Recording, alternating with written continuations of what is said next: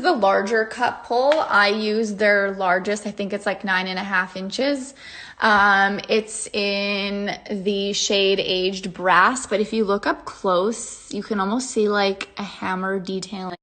It looks lived in, but super classic. To be honest, I had the hardest time finding cup pulls and just hardware in general until I found these by MYOH, and I got these from Bradford Hardware.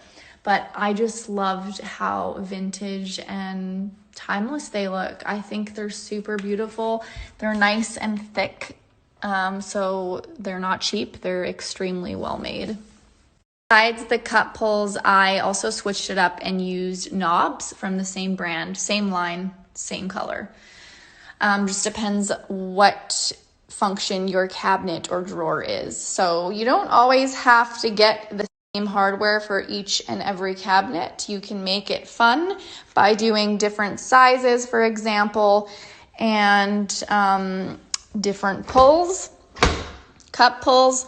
And then if you see here, I used knobs here. I switched it up again, excuse the mess. And up at the top, I used the latches just to have a bit of a variation.